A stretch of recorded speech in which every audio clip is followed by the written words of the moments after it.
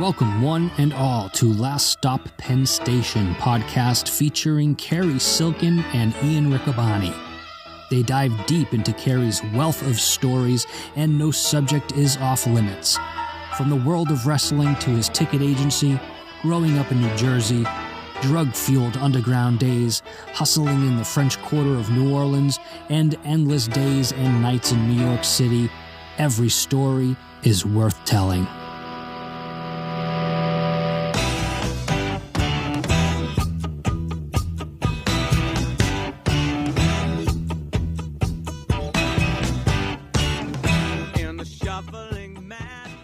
Hello and welcome everyone to another exciting edition of Last Stop Penn Station. It's Ian, it's our producer AJ, and it's our guest of honor, Cary Silkin. We're all trying to thaw right now. We're trying to unfreeze. Every time we get a millisecond, a respite from the snow, another 2-3 inches comes down, Cary. Yeah, it's been crazy. And on tonight, the night of our recording, is the 19th anniversary of the first Ring of Honor show. Incredible. Who would have thunk it? Happy birthday. We encourage Ring of Honor to get its driver's license, to register to vote, to do all that stuff. It's 19 years. I remember being in computer lab in high school, reading about Ring of Honor and about these wrestlers that I knew. AJ Styles, kind of. I knew that name, but I had heard about this Bryan Danielson guy. And I heard he was trained by Shawn Michaels and Christopher Daniels. I heard about here and there. I was getting excited about him. Well, and Eddie Guerrero. Right. And Super Crazy. Super Crazy and Amazing Red. And in the main event, too, Low Ki. Low Ki was a guy that he was one of these guys where if you were, quote unquote, smart at the time, he was pegged by a lot of people to be the next big thing. And certainly he'd become the first Ring of Honor champion. But I mean, you look at those names. Bryan Danielson's headline to WrestleMania. Christopher Daniels still going after all these years at the top of different pay-per-views. Just incredible. Yeah, I was there as a fan. I was friends with Doug Gentry, and so I was aware of the show. And it was myself, Mike G. I think there was a third person with us. I can't remember. And at the Little Murphy Rec Center, you were never in there. Never made it, no. Well, you didn't miss much. God forbid you had a bathroom situation. Yeah, okay. Because there was only one bathroom in the whole place. Really? Sort of like that horrible place in Nashville. Oh, the fairgrounds? Or Well, the one... I think they tore it down. the old fairgrounds, yeah. Yeah. Mm-hmm. At least they had a men's room and a ladies' room. So there's two at least. This just had one bathroom. or the Baltimore soccer. Oh, that was bad too. Yeah, you'd have to go out into the concourse and no privacy. But yeah. This was the worst. But yeah, I was there. It's hard to believe 19 years has gone by. It's crazy. Yeah. Jay Briscoe on that very first card, still was Ring of Honor. Mark was too young to wrestle. He was 17. Right. And Jay was actually in the first match that had a result. The Christopher Street Connection and the Hit Squad. Yeah, that was the opening bout. Yeah, I got kind of thrown out. Ring of Honor doesn't really count that one. Jay Briscoe's Okay. Jay's technically in the first bout against Amazing Red. So what, Ring of Honor just doesn't want to recognize the other one? Yeah, there's Okay. Let's just leave it at that. There's some things over the years when companies evolve and get new information. It's revisionist history. Revisionist history. At the same time, it's probably for the better. Right. You learn that words make people feel not so great. And, gotcha. And there were some things involved in that match that probably would make people feel not so great anymore. So. It took my 64-year-old brain a little while to, but we'll tell the people out there. Christopher Street Connection, right? It was a legitimate couple. Really? Yes, I didn't know that. Yeah. Okay, and I always wanted to bring them, even in the new Ring of Honor. Yeah, I wanted to bring them back. Yeah, they would wrestle occasionally, and. It was political. They were Was that Buffy and I'm blanking on the other I forget their names. Yeah. Nice guys, you know, and they were good in the ring. But as representing a gay couple and being the bad guys, you know, they would kiss and whatever. And people didn't like that. Yeah. So there was some derogatory things said to them. Yeah, and I'm so glad that not only have times changed and we've had LGBTQ positive athletes and allies like Dalton Castle who proudly have worn the pride flag. But yeah, times thankfully have changed. Past versus present was supposed to happen in 2020. Once we get out of this quarantine kind of bubble pandemic, that would be a fun match to bring them back against maybe another team of the same level, like maybe Ring Crew Express or a team like the Boys, maybe. So a team that had sort of character and do kind of characters versus characters. Yeah, that would be a lot of fun. I always like to go back to the well, but nevertheless, it's 19 years. And all the trials and tribulations, the ups and the downs. And I saw some nice things online that, you know, people said today,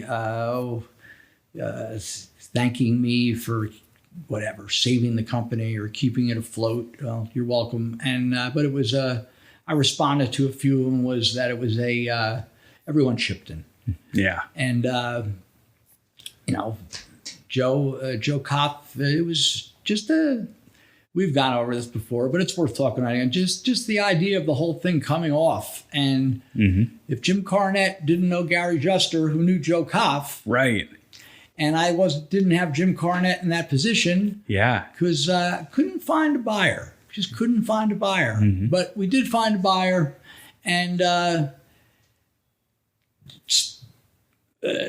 10 years. I was gonna say I'm like fading. no. I'm like go online and watch the 19. Speaking of 19, we've just referenced 73 or 72 in our poster of the week. Watch the 73 Belmont race with Secretariat. Okay. Where he won by so many lengths that the classic. The horse race shot at the end, right. The There jockey were no for other position. Horses. Wow. You know, so anyway, yeah, that's me. I'm one of those horses. Well, you know what's crazy? Let's put things in perspective. Ring of Honor has been around for 19 years.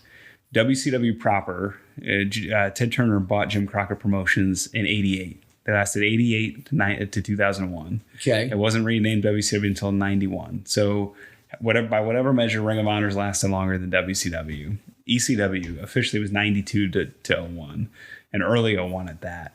So officially, Ring of Honor's been around twice as long as ECW. It's crazy. We've been on television as longer than ECW at this point by a year at this point. Coming in on that milestone, if you consider WCW when they were renamed in 91 to 2001, if you consider those the benchmarks, we'll have been on TV longer than WCW on a national basis.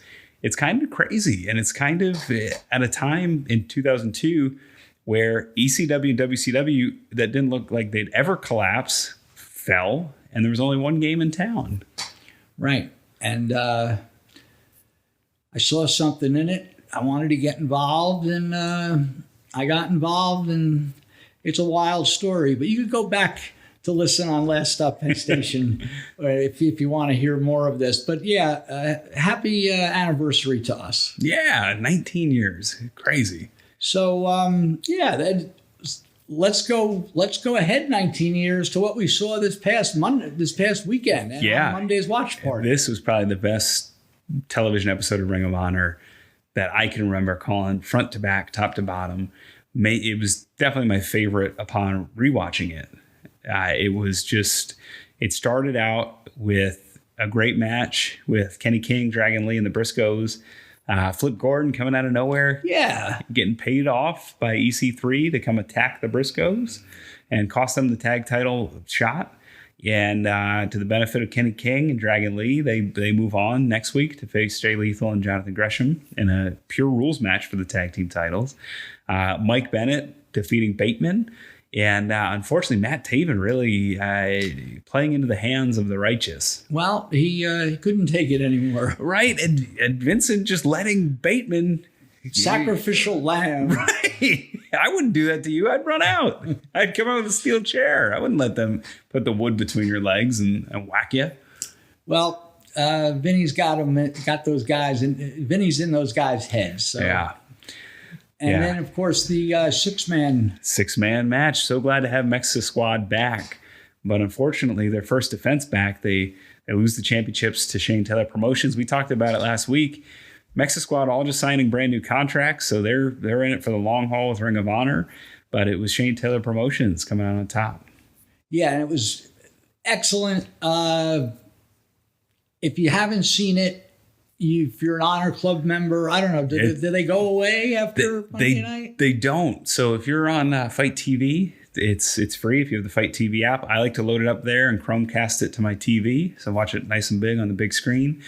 You can, for Honor Club, it's always free. And if you go to ROHWrestling.com, you don't even have to be a member. You can see the latest TV episode from every Monday at 8 a.m. to the next Monday at 8 a.m. Okay, so there's a 24-hour window. 7-day window. Yep. Better yet. So yeah, So if you haven't, so when this podcast comes out, you got 3 days. You can still see it. Yep. Don't miss it. It's a really good one. What do we got here? Yeah, we've been chugging along with the 55s and 5.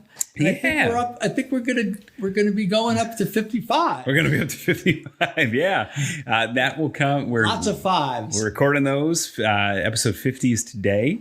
And we've done, at this point, the Crusher. We've done some huge names lately. We did the Crusher, Gorgeous George, Bill Longson, who had the most unflattering photo of all time. And just some big time names and some fun names, too. I actually saw Kasaboski's name come up. If you remember Kasaboski, he was the promoter from Ottawa. Yes. So there's a recent passing, and I'm going to make sure I get the name right.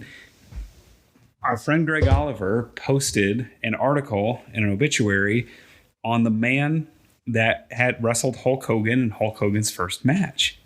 And he wrestled a lot for Larry Kasaboski. Okay. Who was one of the, if you're not familiar, please check out 55 and 5. This is a gentleman who has a book, but it's very difficult to find. He was a promoter in Ottawa. We knew that. And he kind of had a nice career.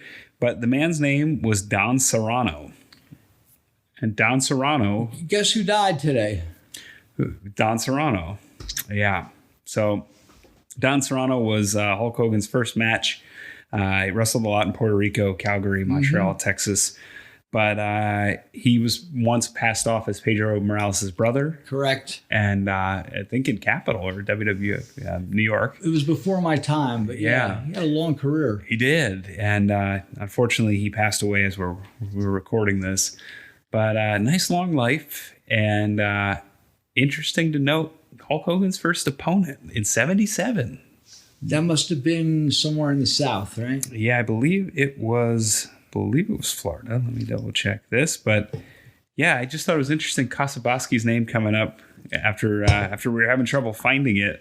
It was just popped up out of nowhere in this nice article by Greg Oliver. And you can check that out on slamwrestling.net. He wrestled in Ann Gunkel's All-Star Wrestling Association. He feuded with Ray Candy. And August of 1977, he fought Hulk Hogan in and I called Kevin Sullivan today to tell him about his passing, and he said he was a good guy and he was a really good worker. Yeah. So yet another loss. It just seems like this year has been this year from the pandemic. Yeah. And not just necessarily COVID deaths, but just... between this and all the baseball passings, I mean, you lost a wing of the Hall of Fame pretty much just in 2021 at this point. And other entertainers. It's rock and roll stuff. But, Yeah, the 55 and 5 has been fun. It's on the thank you, Conrad. It's on the ad-free shows platform, as well as the posters of the week. Yeah, we've got a lot of good, fun responses on those. Right. And we appreciate ad-free shows supporting that. It's been a lot of fun to go through your collection. I love the 8:30 p.m. start times. Well, I got some that are 8:40, 8:45.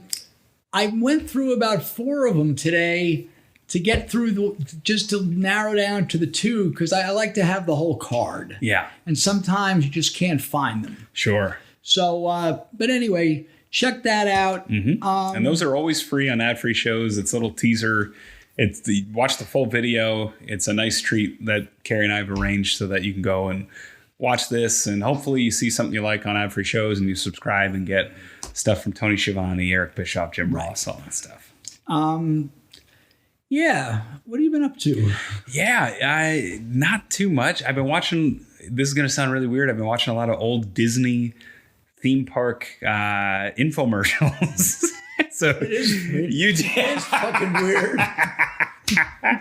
So YouTube, one of the rabbit holes I went down to early in the pandemic was I discovered that YouTube has a huge library of the in-resort television. Now, Cary, you've been to Las Vegas a lot. You know, I've been at Disney World too. Okay, yeah. You know, in Vegas or Disney World. I World? was never ever to Disney World. Let's talk about this. Actually, that's good. I got a great Disney World story we're going to hit today. But go ahead. Nice. All right. So we'll save it for that. No, go ahead. Yeah, you know when you stay in like one of the hotels on the property, or if you stay in a hotel on the strip, a theme park. Yeah.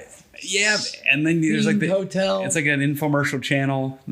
Yes. You log in, it tells you, hey, this is gonna in Vegas. It's see Siegfried and Roy, see Britney Spears, see whoever. Or at Sam's Town, go to the $6.99 buffet, and the bowling alley's open 24 hours. I'll tell you what, though, Sam's Town's the only place that plasters the building with Ring of Honor posters. Right. They love us, and we love them. I just got a great offer. It's a shame the pandemic's happening. 7 nights free. AJ, we saw something where Sam's Town was in it. What the hell was it? The Killers? The rock and roll group? Oh. We'll come across it because I have a bunch of. But I went down that rabbit hole, and I remember I had this crazy flashback where I remember going down to Disney World and checking into the hotel, and we got in at night. The first time I ever went, and we're all excited about the theme parks. We turn on the channel. We just watch the channel all night because it only runs like 4 or 5 minutes. And then well, they have like 20. They have like 20-minute loops. Okay. Yeah, they have like 20-minute loops on the Disney versions. So the Vegas ones are like, oh, see this, see that. The Disney World's like, oh, come to the Magic Kingdom, come here. So I found the ones from 92, which is the first year I remember going, which is this memory I have. So I was watching those all weekend. I was watching. These home video releases where they'd send, if you sent away and paid them $3 shipping, they'd send you a video about the Magic Kingdom if you're interested to come and see it, or Epcot Center. So I watched all the ones of that. I begged the guy to watch One Night in Miami about Malcolm X and Muhammad Ali, but that's okay. We'll get to that. I was on the couch like the mummy, like ooh. What Mickey Mouse, dopamine. Well, whatever turns you on. That's good.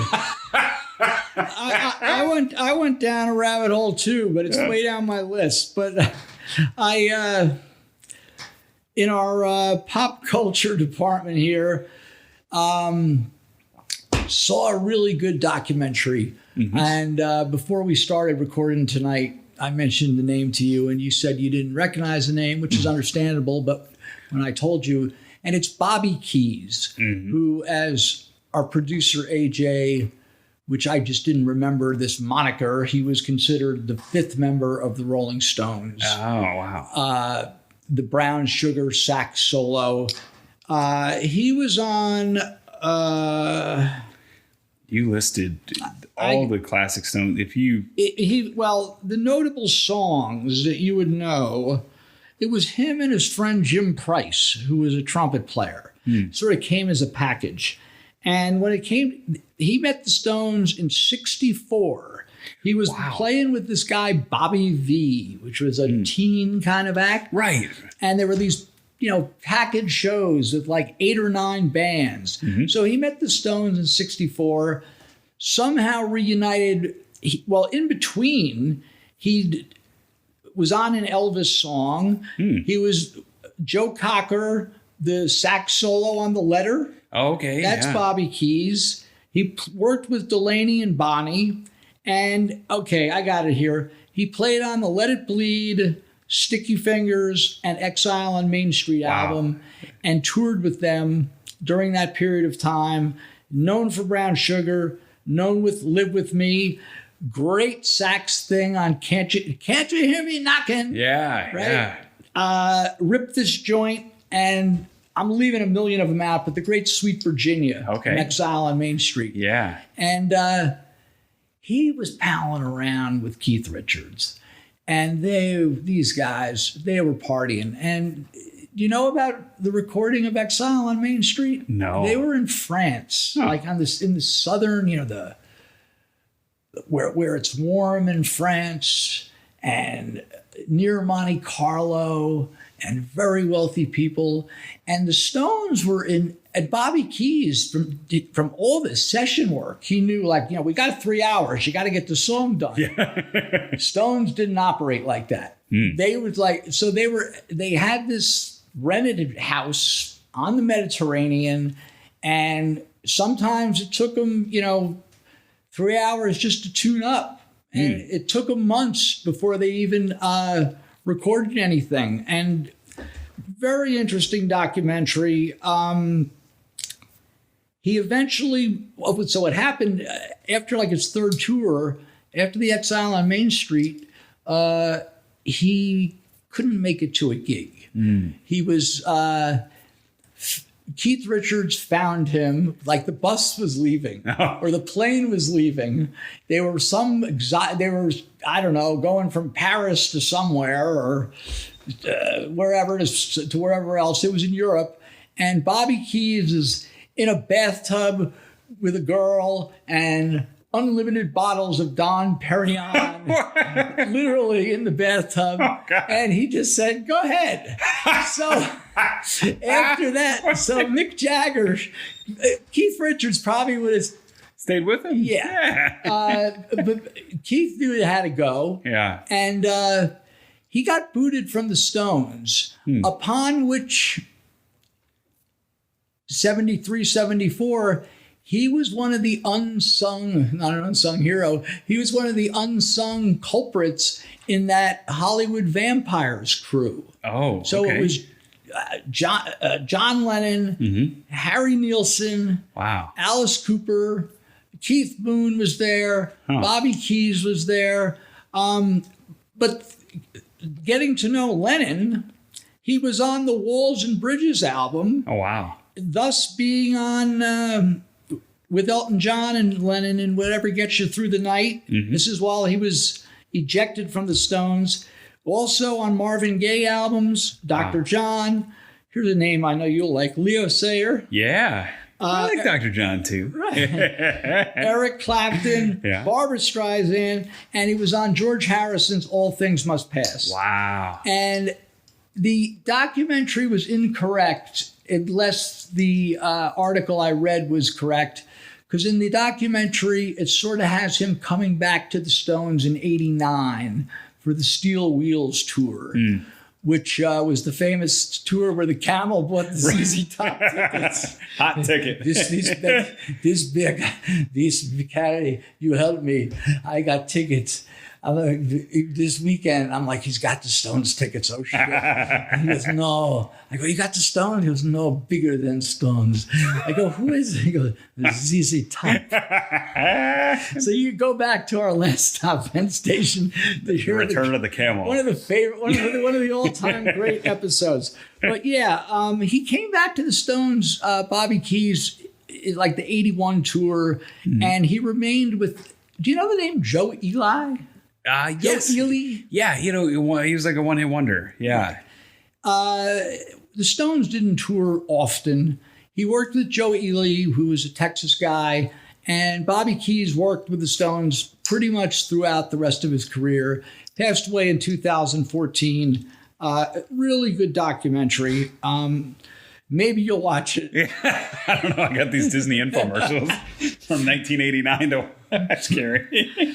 And if I don't talk about the next one, although I'm certainly not that I'm that eloquent to start with, but AJ is a huge Tom Waits fan. Okay. Are you a Tom Waits fan?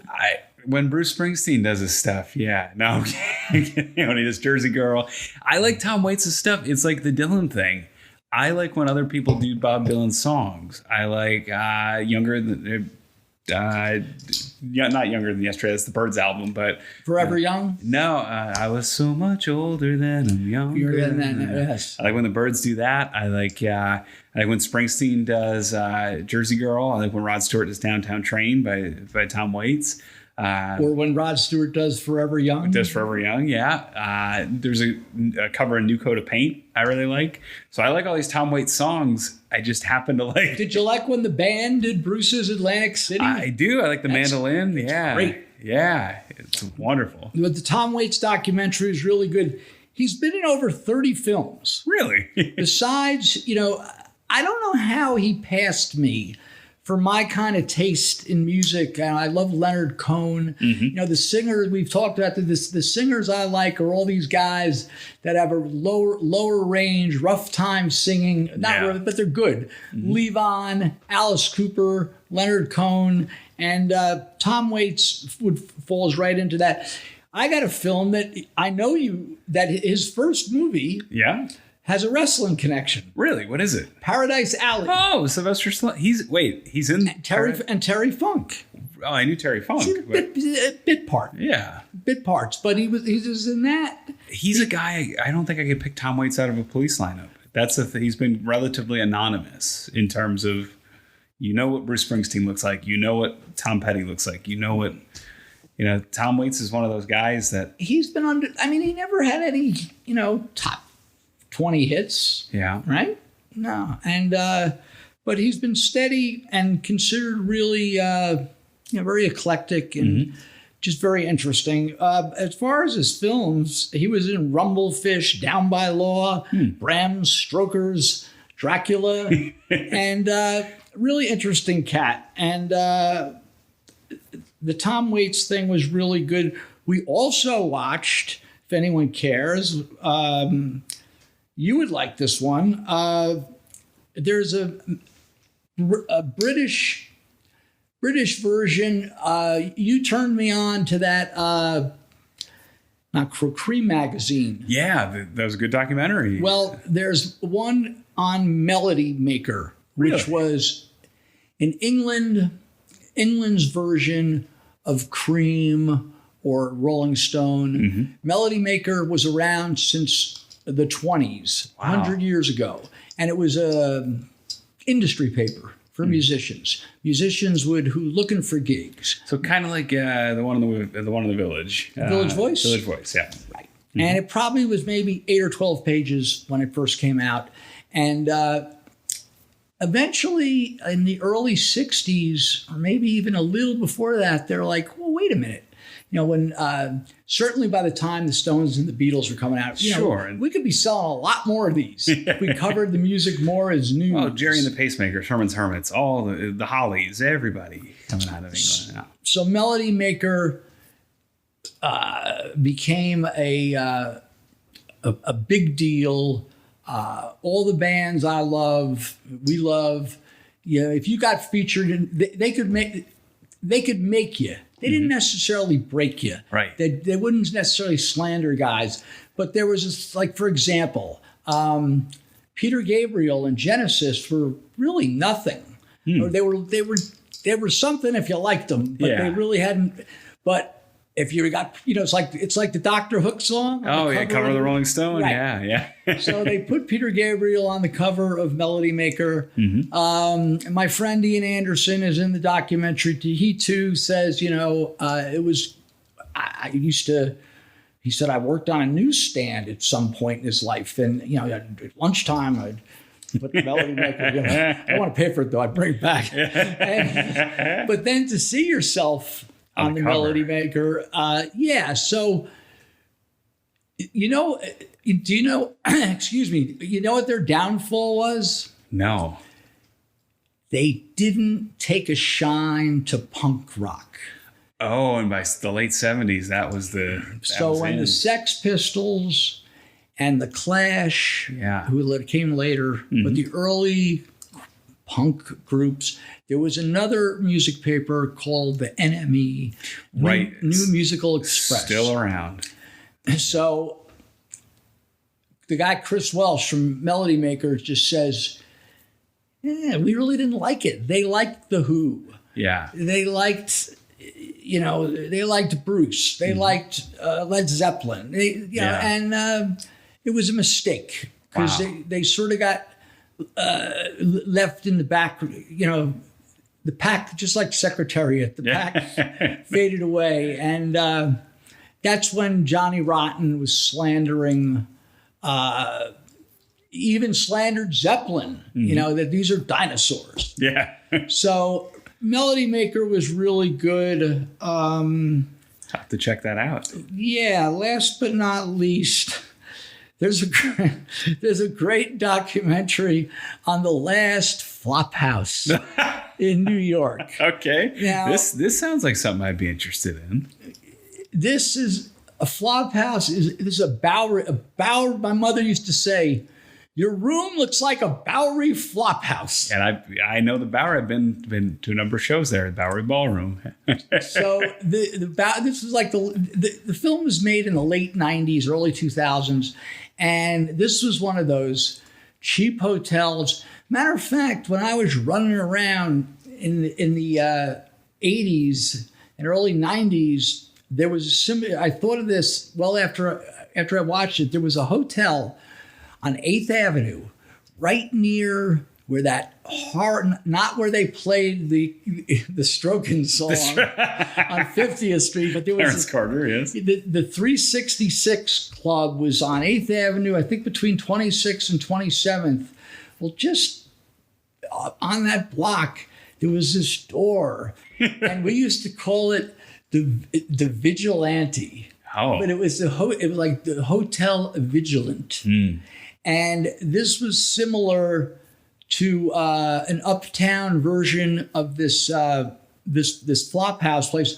The thing about the Hotel Vigilant, and Ralph the Mummy stayed there a couple times. Really? Now you could go to the Big Nipple all night theater for $6. Right. But the Vigilant was like $8. Oh. I go, but man, it's another couple. Sometimes you didn't have $8. Right. It's another couple bucks. You get your own room. He goes, no good.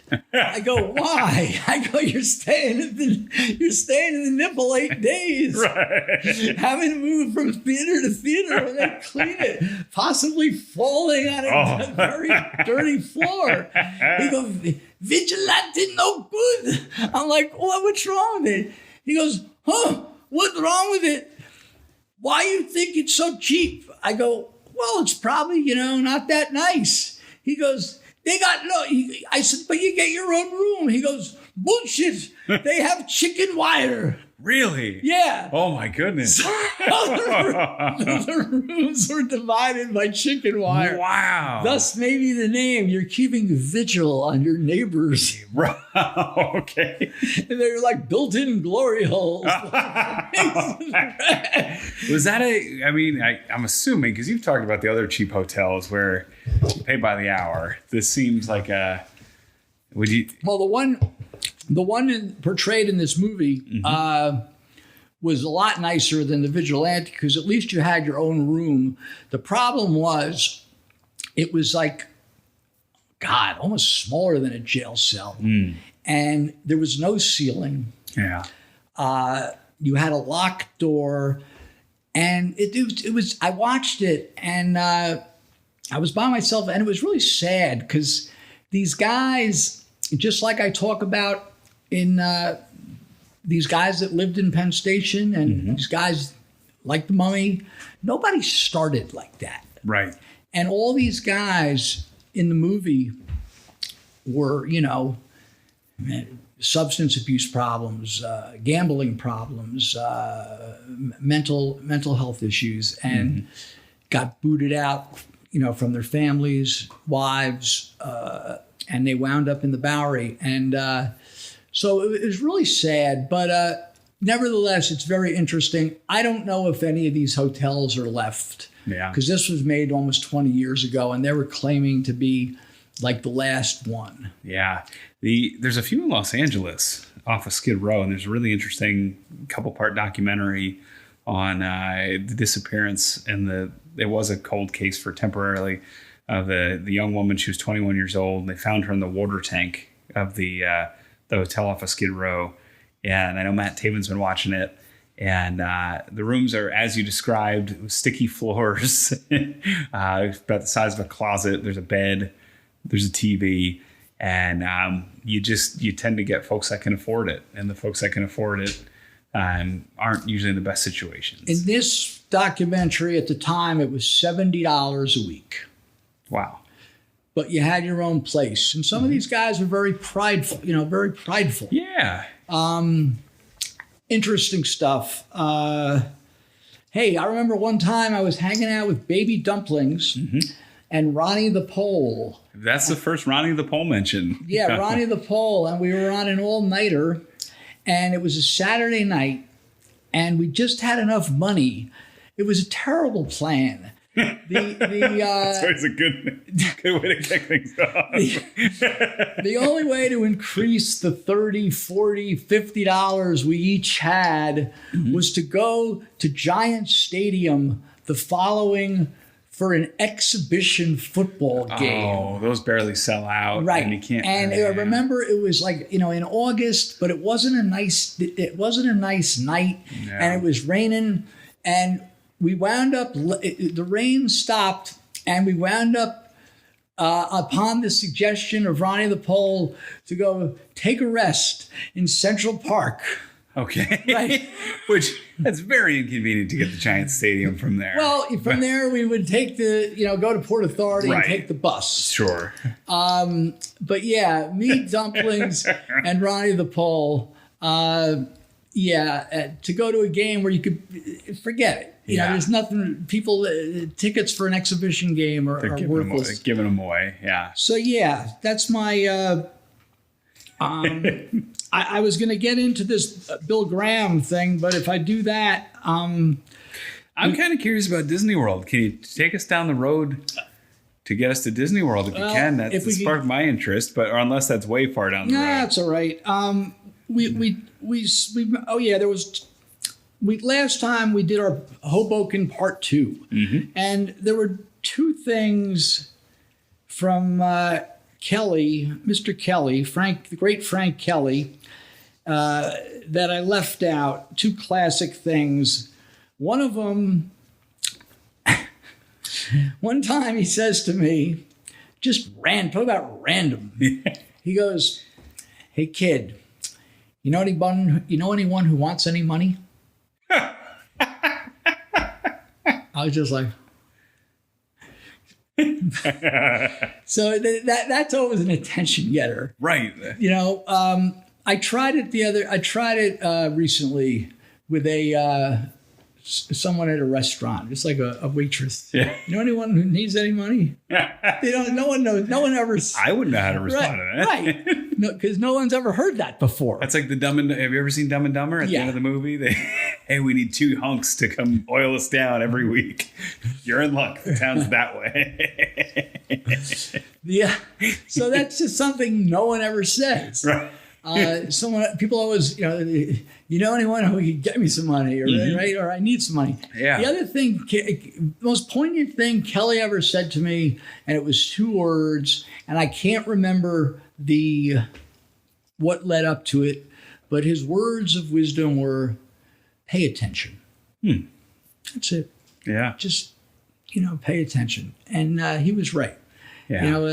That's half the battle in life, paying attention. But yeah, so after we did the Hoboken Part 2 and all the cool stuff about redheads and Kellys, I mentioned about how did I wind up coming out to the Lehigh Valley? Right. what happened was I was working for Union Tickets with Bill and Ronnie. Mm-hmm. Is this Ronnie the Pole? No, Ronnie, okay. Ronnie, the one with E. Girk. With E. Girk, poor Helen Economou's poor convalescent grandparents wanted to see Michael Jordan at the I mean, they couldn't spend $300. She couldn't spend $300 a piece to get him to come to see the Knicks against the Bulls at the Garden. Right. But for a mere $75 each, she could schlep him via Ambucare to the Brendan Byrne at Continental Arena. Go back and listen to the full episode. If they want to wet your whistle, the grandmother had just had cataract things she could barely see, or it might have been vice versa, and the grandfather just had a hip replacement, right. and the pin walking up that big the steep staircase. Rows. Oh God. It was so steep. The pins popped out and Law just kept going, But it was that office. Yeah. Billy and Ronnie. But Billy was good to me because he put up with all my stuff when I was using. And then when I cleaned up my act in 91, he had me on the phones and I was able not to do the deliveries anymore. Nice. I sacrificed getting off the street where I was, had potential to make some good money. So I knew some other ticket brokers because, I knew them for like we're talking 91 into 92. And there was a ticket broker right in my hometown. Wow. And it was Mr. Ticket. And the guy, I'm going to leave his last name out, but the guy's name was Farrell. Mm-hmm. And Farrell had a small office, and he's no longer with us, but he was a very generous person. And like me, he had, he didn't have substance abuse problems, but he had other mental health issues. Mm. And I certainly have and had mental health issues. I think we all do. Sure. And so I was, I would talk to him. I would talk to this other guy, Richie, from Almost Backstage. He had an office in Millburn, New Jersey. Okay. And Billy's office was big. And Billy took big shots and did very well for himself. So Farrell informed me that this is the craziest thing ever. He's going bankrupt. Huh. And he had a wife and 4 kids. He's going, what do they call that? Chapter 8? Chapter 11? Chapter 11, Thank you. He's going bankrupt. And since he's going bankrupt, he had an idea. Since I'm going to go bankrupt, but he needed someone to, he was good with buying tickets.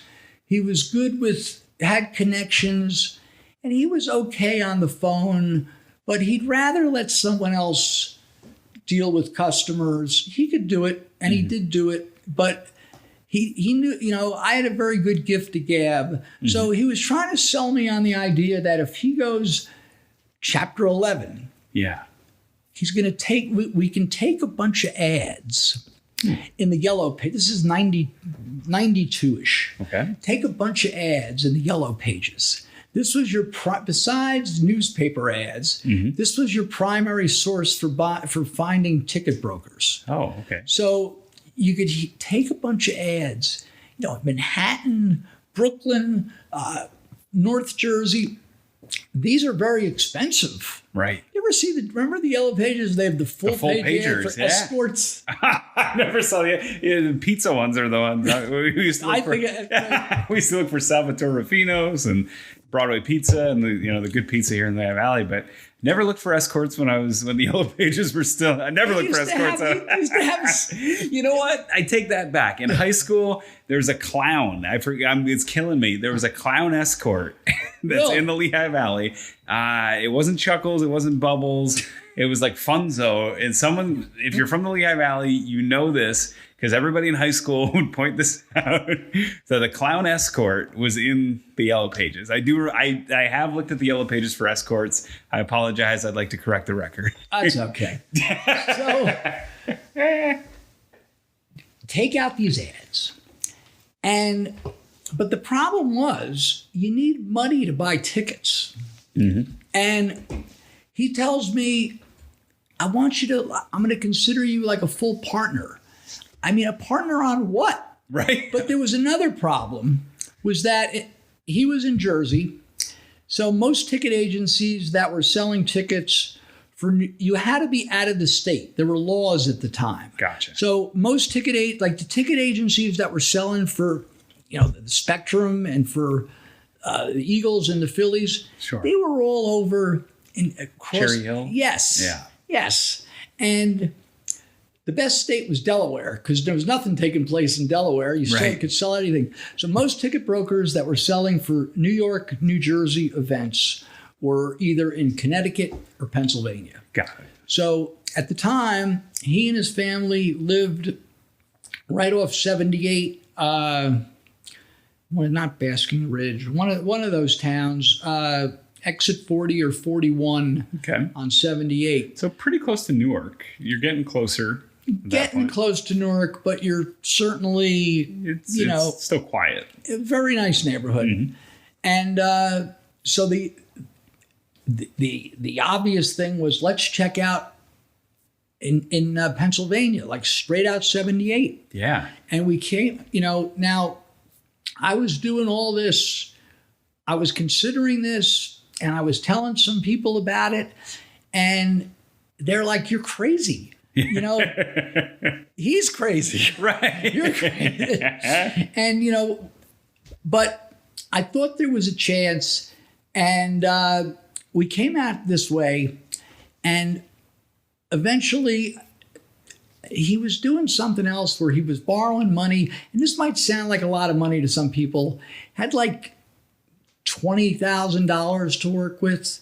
But when you're dealing with tickets, I mean, even on 1992's money, mm-hmm. if Elton John goes on sale and the tickets are $30 each, and you're able, let's just say you're able to get, 100 tickets for the Garden, and he's going on sale for Nassau, and you get 100, and then you got to pay over the price. Before you know it, like there's $10,000 in a couple of Elton John tickets. Oh, look, the next day, Black Sabbath's going on sale at the Meadowlands for 2 nights. Mm-hmm. Oh, someone's offering us, Freddie the Weeper would have connections to get Giants and Jets seasons tickets. Okay. So you'd have to be laying out this money. Yeah. So it accrues quickly. Right.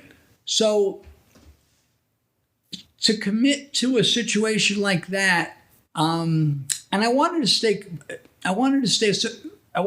clean. Mm-hmm. And I'd been clean about a year, or abstinent at least. And then, so we came out this way. We wanted to rent a house. So I could live in the house and we could run the office out of the house, which was just a few blocks from here, which was Freemansburg Avenue. Oh, wow. Right. Okay. And we rented this place, and these Yellow Page ads, it takes a while for them to, if you place, no one does them anymore. No, but cycle through. Right. Yeah. Right. So if you're taking an ad in Bergen County, mm-hmm. or Essex County or Brooklyn or Nassau County, right, you might have to wait 6 months, 9 months. They only released it once a year. Right. Yeah. So this was like a crazy plan. And at the time, to get tickets, there were these corrupt Ticketmaster operators. Okay. There was the digging. Yeah. Like Freddie would do the traditional digging. Right. And go bring to the us box office. Bring us the tickets. Mm-hmm. Can you do a little better? Like this. But Freddie, like we had guys like Freddie on our side. Farrell had some connections, and we started to do okay. And when I left Bill was like, "What are you doing?" Yeah. Yeah. Did you feel any loyalty to Bill? I mean, I know this was an exciting opportunity, but it sounds like Bill helped you get on your feet. He did. Absolutely. But at the same time, I was only going to make a certain amount of money. And if this crazy thing with Farrell took off, there was really good potential. Yeah. But it was just such a long shot. Well, what kind of tickets were you looking for with Farrell? You're in the Lehigh Valley, so New York, New Jersey events. Okay, so that includes concerts, sports. We weren't even thinking Broadway at the time. Interesting. Because Broadway, if let's say Phantom of the Opera or whatever, you could buy unlimited. You really need money. Yeah. So we had to go with this, Elton John, Billy Joel, Bruce Springsteen, and the shows are only 2 months away. Yeah. So A-list kind of. A-list stuff. And so 92 was rough. I left, I think it was 92 we came out here, but we got lucky in 93. Farrell had this friend of his, Danny, and Danny was a computer whiz, and he came up with this program.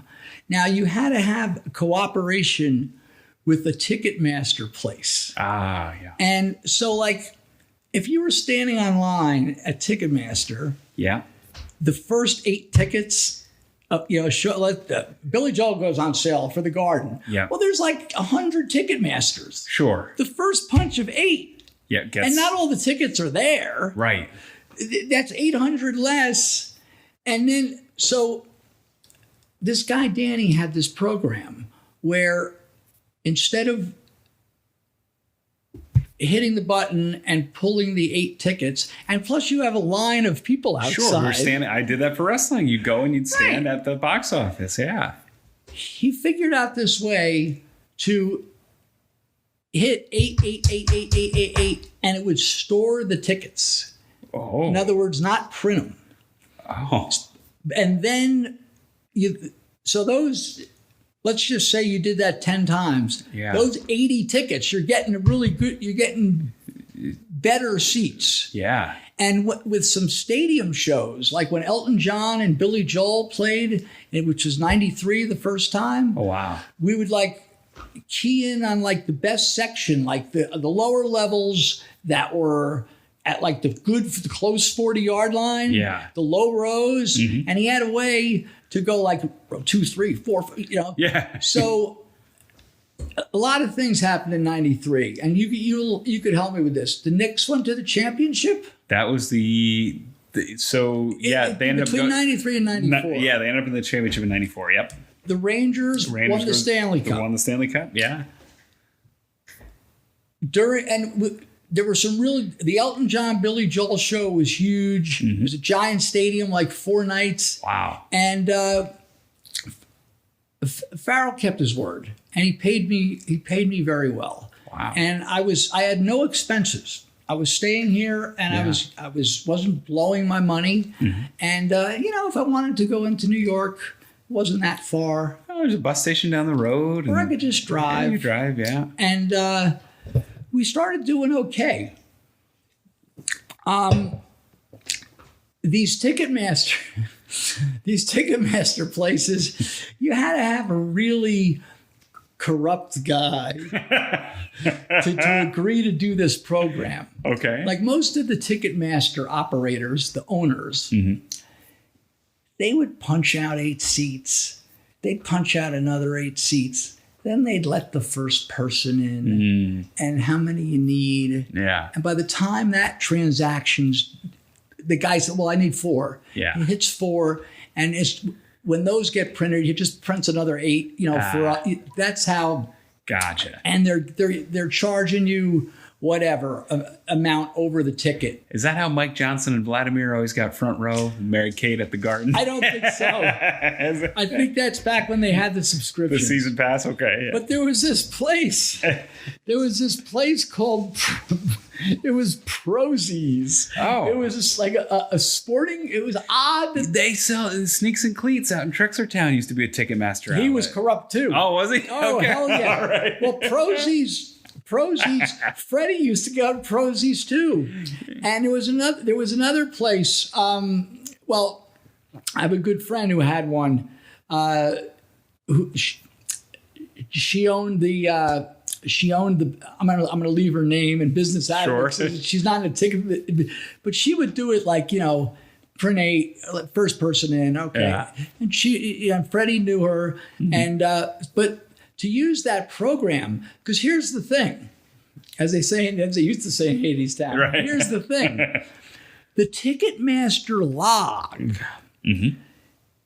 would show to the one that went to like the headquarters would show like the times these were printed.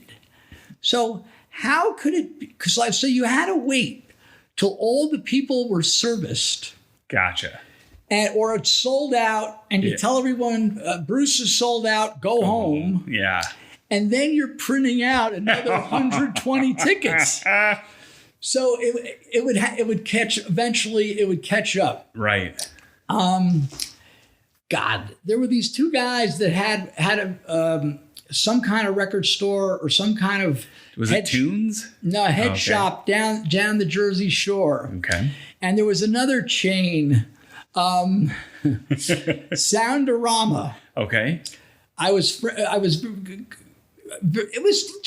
just the way they did business. It's just the way they all did business like this. And but to get a guy to agree to do this extra bonus program, he's totally jeopardizing his franchise. Yeah.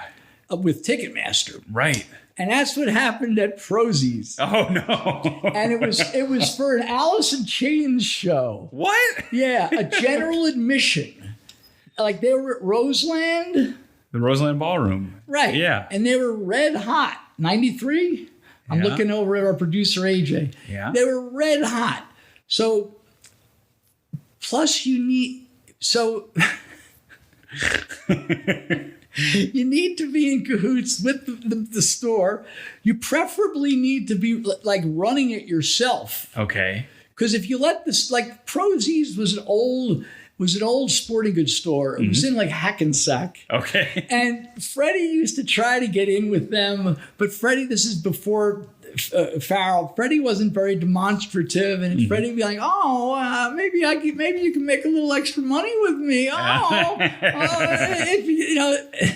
And Prosies, the Ticketmaster at Prosies was more of a nuisance to old man Prosie. Sure. You had old man Prosie and you had the son Prosie. Gotcha. And the son Prosie was all about it. Yeah. Old man Prosie was happy selling a pair of boots. Well, and this was a time too. I mean, Ticketron, Ticketmaster, that only came about in what, the early 80s? There was Ticketron first. Yeah. And then there was This was still new that there'd be satellite locations, where you could buy a ticket because you couldn't buy it online. Well, you could, but you couldn't. But not yet. No. Okay. It was quite a while. Okay. This is gonna be a 2 or 3 parter because we're running out of time here. But there used to be pre-Ticketmaster. There was Ticketron. Right. And I remember in 1975 lining up in Elizabeth, New Jersey. Okay. There were 2 record stores. I mean, at the time, these record stores were great. Forget about the tickets. That was just a bonus. There was, I know one of them was called Alwick's. And the other one, these were not like chains. These were like a Bleecker Bob. Right. Alwick's, and the other one was like Golden or something, but they had very good priced albums. Like if your favorite group, Led Zeppelin Houses of the Holy is coming out, you could go there the first day and it was very reasonable. Well, Alwick's had a Ticketron, and I remember lining up at Alwick's for Jethro's Hull tickets for the one of the mid 70s, and it was the same day. And Tull was doing like 2 nights at the Garden, and at the same time, Neil Young was going on sale for like 3 nights at it might have been the Palladium. I don't think the point is there were a lot of people. Yeah, and you just want and so I remember buying Ticketron tickets into the mid to late 80s. And then there was the switchover, and Ticketron tried to hold on, but Ticketmaster was a jumbo. Yeah, it was a giant. And so Prozis has the Ticketmaster license, or they had it. They had it. We're going to tell you the rest and a lot more on next week. We're going to tell you about what an appetite wetter it may. Yeah, what happened. And it's when you were using this program, there were still other scalping entities. Like guys, instead of sending a crew to the Garden, guys would send, even though every ticket broker knew that every Ticketron or Ticketmaster is corrupt. Yeah, they would send like 8 kids if it was a good show. Yeah, like Alice in Chains. My brother had to do it for Soundgarden when Soundgarden was big. Right. They would send a crew to stand there. So even, like some of the pros or the 2 guys down the shore, the guy, I was going to wrap up here, but I remember the guy, Joe, was his name. And Freddie knew the guy. And you were able to look this is in the age of Ticketmaster, you were able to look ahead of time to see what tickets Paul McCartney was going on sale. Oh. And it was at the Garden like for 3 nights. This is in like the mid to late 80s. And the guy, at that maybe it was the early 90s, whenever it was. The My Brave Face tour. And it still was Paul McCartney. Right. But you could look in the Ticketmaster system if you had one to see what seats are there. Okay. And the guy, Joe, would say, like, he would see, like, the good sections, like, section 110 right by the stage, section 109, 108. They would have, like, row 4, 8 seats. Where's the other 19 rows? And he would say the same thing that I know we mentioned in previous episode during my drug dealing times with the great Shredded Ed. Shredded Ed had the guy T.O. that was an old school coke junkie, and Ed would we must have talked about this. Yeah. Ed would stash the stuff at T.O.'s, and T.O. would go invariably pull it out, and he would shoot it, right? And I was with him, and like when Ed would water it down or cut it, T.O. go, now this is the same thing that the guy Joe from the Ticketmaster place, when he was looking at Paul McCartney, how they each said as T.O. was shooting the watered down coke, and Joe was looking at the watered down Paul McCartney. He goes, they both say, they killed it. KILTT. The same disappointment. Well, they killed it. So next time we're going to go through how... And somehow this is going to lead to Disney World. There's no way. Oh, yeah. Oh, there's a way. And if we get to the infomercial... Well, I'm excited to hear what happened with Prozis. While you're here in the Lehigh Valley, it's starting to come a little bit clearer, at least the picture.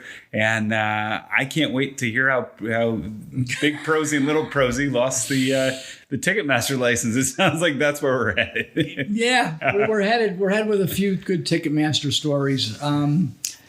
It was a slippery slope, but we'll talk about it next week. Yeah. And please subscribe to Last Stop Penn Station. Please check out the 55 and 5 and the poster of the week. Don't forget on Pro Wrestling Tees, we have the Last Stop T-shirts and the camel.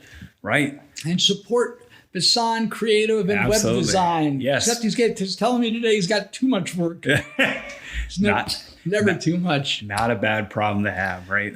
Too much is better than too little. And I also want to give a shout out to our friend Eric from Discover Pro Wrestling.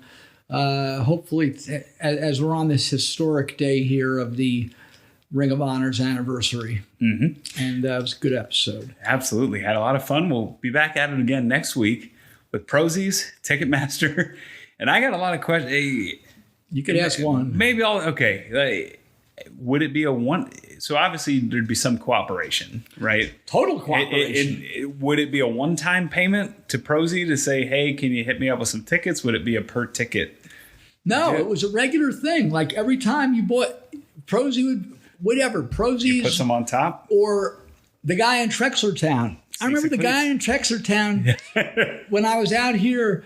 Jimmy Buffett, you always wanted lawn seats. Really? Yeah, lawn tickets. Okay, like in Camden when you get some Camden or at PNC Art Center. And I remember going to that guy in Trexlertown, and he was already hooked up with one of those Cherry Hill brokers, but he was able to slide me a few. So you would pay. So to answer your question, you'd be paying X amount of dollars a ticket over. Okay. Like 10, can I give you tens? Like the common term can I give you tens over? Gotcha. Now, if you got a punch of tickets, like that Elton John show, you got a bolus. And somehow you got you got 8 seats in the 4th row. Yeah. That, the Ticketmaster operator knows, you're going to be selling those for $250 a piece. Right. You're going to give them like Freddie goes, I'll try to give them quarters over if I have to. Freddie was always generous. If I have to, we'll give them 30s. Oh, maybe $32.50. Very specific amount. Right.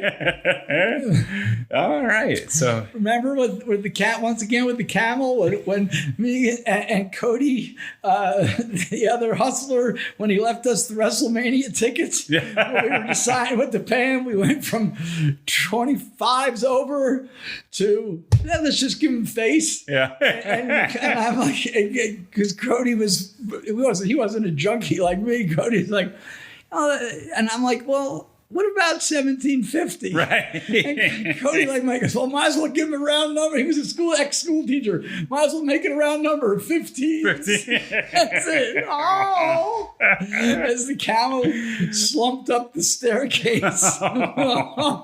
McDonald's. Oh, what a classic. If you haven't listened to that one, please go back and check that one out. And please join us again next week. We're going to have another fun one. We're going to find out how this all shakes out. Yeah, but remind me, I'll make some notes. You got Prosies, you got the unnamed store, you got the Soundorama stores. You got Disney World. Now we got Disney World. Here I'm picturing you hustling tickets on the ferry on the way to the Magic Kingdom. It has nothing to do with tickets, but it's a good story. All right. Well, thanks so much for joining us this week. We'll be back again next week. For AJ, Cary, I'm Ian. Thanks so much for listening. And we'll see you next week on Last Stop Penn Station. We